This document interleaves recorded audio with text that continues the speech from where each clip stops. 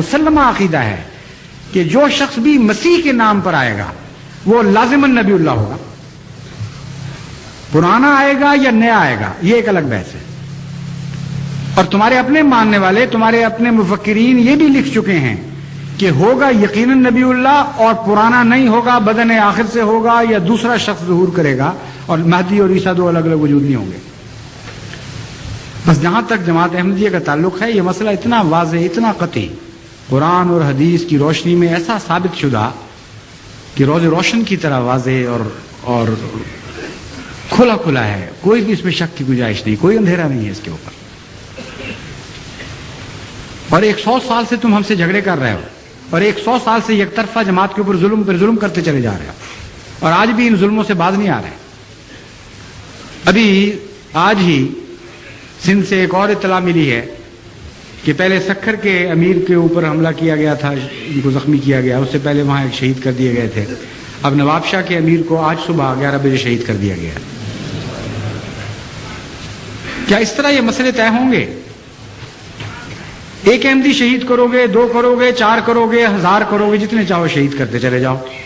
ہم تو یہ جانتے ہیں کہ خدا تعالیٰ انہیں زندہ ہی قرار دیتا ہے اور زندہ ہی قرار دیتا رہے گا. تمہیں توفیق نہیں ہے کہ جسے خدا زندہ کرے تم اس کو مار سکو. ہاں، جسے خدا نے مار دیا ہے اس کو زندہ کرنے کی کوشش کر رہے ہو. تم اس بات میں بھی ناکام رہے ہو، اس میں بھی ناکام رہو گے، اور کبھی عیسیٰ کو زندہ نہیں کر سکو گے.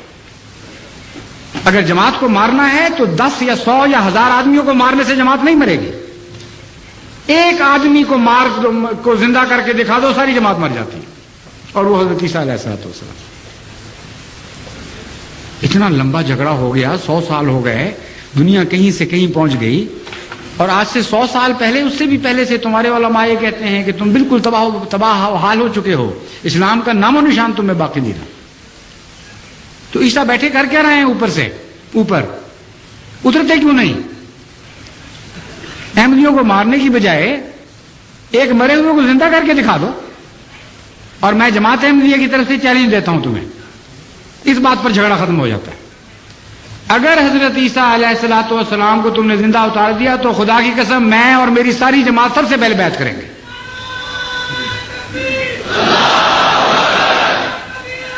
سب سے اول بیعت کریں گے. ہم پرانے عقیدوں سے توبہ کر لیں گے، اور عیسیٰ کے آگے بھی لڑیں گے اور پیچھے بھی لڑیں گے اور دائیں بھی لڑیں گے اور بائیں بھی لڑیں گے. کیونکہ ہم تو ہاں کرنے والے، آمنا و صدقنا کہنے والوں میں شامل ہو چکے ہیں. لیکن یہ بھی میں تمہیں بتاتا ہوں کہ اگر تمہارا عیسیٰ، اگر وہ فرضی عیسیٰ جس کو تم پیش کر رہے ہو بفرض محال اگر زندہ آسمان پر بھی گیا ہے تو وہ اتر بھی جائے گا، تب بھی تم اس کی مخالفت کرو گے. تمہارے مقدر میں مخالفت لکھی گئی ہے. یہ جھگڑا کیوں طے نہیں کرتے اس طرح؟ کیوں دعائیں نہیں کرتے؟ کیوں خدا کے حضور ماتھے نہیں رگڑتے کہ بہت بڑا اختلاف ہو گیا، دنیا کہیں سے کہیں پہنچ گئی، اے خدا اس عیسیٰ کو بھیج. تم سے تو اس معاملے میں یہودی بہتر ہیں کہ آج تک دیوار گریا کے پاس جا کے سر پٹکتے ہیں اور کہتے ہیں کہ اے خدا اس مسیح کو بھیج، اس ایلیا کو بھیج جس کے بعد مسیح نے آنا تھا. تمہیں کوئی حسرت نہیں، کوئی درد نہیں تمہارے دل میں اسلام کی زندگی کا. عیسیٰ تو عیسیٰ، ابھی تو دجال کا گدھا بھی ظاہر نہیں ہوا جس کے اوپر بیٹھ کر دجال نے سفر کرنے ہیں اور ہلاکتیں پھیلانی ہیں دنیا میں. پھر کہ جا کر کہیں عیسیٰ علیہ السلام کی باری آنی ہے. کہانیوں میں بس رہے ہو، قصوں میں رہ رہے ہو، تمہارا کوئی بھی تعلق باقی نہیں رہا. حسرت ہے تم پر، اور ہم ان حسرتوں کے ساتھ تمہارے لیے دعائیں کرتے ہیں.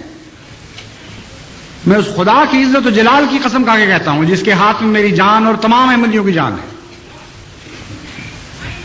کہ اگر واقعتاً عیسیٰ زندہ ہے اور ہم جھوٹے ہیں تو ہم سب کو ہلاک کر دے اور نیست و نابود کر دے. مگر خدا کی قسم عیسیٰ مر چکا ہے اور اسلام زندہ ہے. آج اسلام کی زندگی تم سے ایک فدیہ چاہتی ہے. وہ کیا ہے؟ عیسیٰ کی موت. اس لیے عیسیٰ کو مرنے دو، اسی میں اسلام کی زندگی ہے. السلام علیکم ورحمۃ اللہ.